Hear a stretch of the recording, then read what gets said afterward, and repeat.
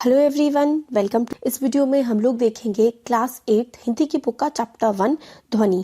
तो देखिए, ये जो पोयम है, ये पोयम लिखी है सूर्यकांत त्रिपाठी निराला ने।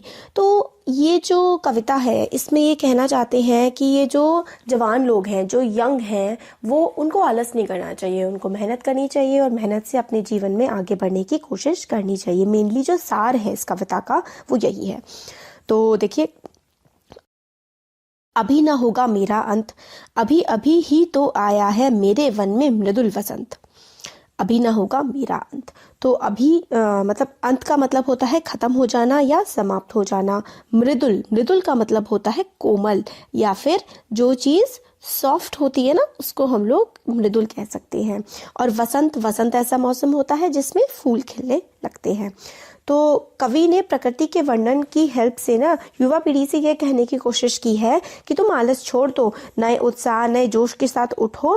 देखो प्रकृति में कैसे फूलों की भरमार लगी है, हर तरफ फूल है, हर तरफ खुशबू है। इसलिए जो है, अभी मेरा अंत नहीं आया है, अभी आपका अंत नहीं आया है। कवि ये कहना चाहते हैं कि जीवन में वसंत की शुरुआत हो चुकी है, इसलिए उत्साह से उठो, जागो और अपना काम करो। तो वही कवि यही कहना चाहते हैं कि अंत नहीं आया है और जीवन में अमृत रूपी वन है और वसंत रूपी यौवन आया है। अभी अभी तो नया जीवन आया है, जीवन का अंत नहीं हुआ है, क्योंकि आशावादी लोग जो हैं उनके साथ हमेशा जीवन में नई शुरुआत होती रहती है। तो वही है कि अमृत रूपी जो यौवन है, जो उत्साह है, इसको हमें हमारे में जो एनर्जी है, उस एनर्जी को हमें हर तरफ खुशबू की तरह फैला देना चाहिए और उत्साह के साथ अपना जीवन जीना चाहिए और कार्य करने चाहिए। आगे है, देखिए इसमें, हरे हरे ये पात, डालियां कलियां कोमल गात, मैं ही अपना स्वप्न मधुर कर, फेरूंगा निंदित कलियों पर, जगह एक प्रत्युक्ष मनोहर। तो देखिए, पात, पात का मतलब होता है पत्ता, या फिर आप लीफ बोल सकते हैं। गात, गात जो है इसका मतलब होता है शरीर, ठीक है। और स्वप्न, स्वप्न का मतलब होता है सपना। मृदुल, मृदुल का मतलब होता है, वही हमने देख लिया ना, सॉफ्ट है ना। तो मृदुल कर, मृदुल कर का क्या मतलब होता है? सॉफ्ट या फिर अच्छे से हाथ। कलियां, जो छोटी छोटी कलियां होती है ना फूलों की। प्रत्युक्ष, प्रत्युक्ष का मतलब होता है सवेरा, मॉर्निंग। मनोहर का मतलब है जो काफी सुंदर लगता है, ठीक है। तो हरे हरे ये पात, मतलब जो ये हरे हरे पत्ते हैं, ये जो डालियां हैं, कलियां हैं, और ये जो कोमल गात है, ये जो कोमल शरीर है, ये बहुत ही अच्छा है। मैं ही अपना स्वप्न में तुलकर, और मृदुल, मृदुल हाथ मतलब जो एक इम्पोर्टेंस है हाथ की, मेहनत की। फेरूंगा निंदित कलियों पर, मतलब मैं जो है निंदित कलियां, निंदित कलियां का मतलब है जो सोए हुए युवा है, सोए हुए जो बच्चे हैं, जो अपने जीवन में मेहनत कर सकते हैं, उनको मैं जगाऊंगा, जगह एक प्रत्युक्ष मनोहर, और उनके जीवन में एक नया खूबसूरत सवेरा लेकर के आऊंगा। तो इसमें जो राइटर हैं वो यही कहना चाहते हैं, कवि प्रकृति का वर्णन करते हुए कहते हैं कि चारों ओर जो पेड़ है वो हरे भरे हैं, पौधों पर कलियां खिली हुई हैं जो अभी तक सो रही हैं। कवि कहते हैं कि मैं सूर्य को ला करके, मतलब सन को ला करके, इन कलियों की जो आलस है उनको हटा दूंगा। इन पंक्तियों के माध्यम से कवि ये कहना चाहते हैं कि निराशा और जिंदगी से हारे लोगों को मैं जीवन का दान करूंगा। और कवि कहते हैं कि जैसे हर तरफ वृक्ष हैं, पौधे हैं, कलियां खिली हुई हैं, उसी तरीके से मैं जो सूर्य लोगों के जीवन में लेकर के आऊँगा, और वो जो अलसाए हुए हैं उनको मैं उठा करके जागृत करूँगा।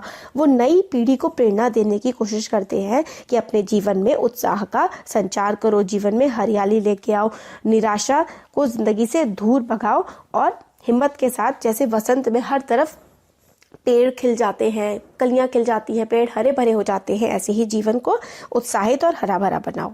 आगे है, देखिए, पुष्प पुष्प से तंद्रालस लालसा खींच लूंगा मैं, अपने नवजीवन का अमृत सहर्ष सींच दूंगा मैं। तो यही है, पुष्प का मतलब फूल होता है, तंद्रालस मतलब होता है नींद में आलस की वजह से नींद में छाया हुआ, ठीक है। लाल का मतलब होता है लालच, नव होता है नए, अमृत का मतलब होता है जो बहुत ही मतलब अच्छा होता है ना, अमृत सुधा भी आप कह सकते हैं। सहर्ष सींच दूंगा मैं, मतलब खुशी के साथ सिंचाई कर दूंगा। तो और फिर आगे है, द्वार दिखा दूंगा फिर उनको, मैं उनको है मेरे वे जहां अनंत, अभी न होगा मेरा अंत। फिर वो आगे यही कहते हैं कि कवि ये कहते हैं कि निराश हताश लोगों के जीवन को मैं खुशियों से भर देना चाहता हूँ।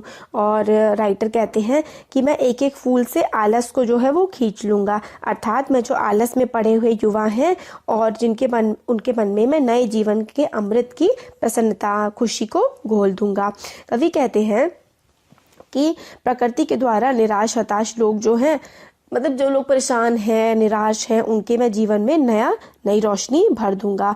और इस तरीके से कवि कहते हैं कि सबको वो खुशी खुशी से कार्य करना सिखाएंगे और युवाओं के जीवन से वो आलस्य को दूर करना चाहते हैं। वो चाहते हैं कि मनुष्य अपने जीवन में नई कलाएं सीखे और वो अपने जीवन को प्रसन्नता पूर्वक आगे बढ़ाए, दुखों को पार करके साहस पूर्वक अपने जीवन को वो जी सके।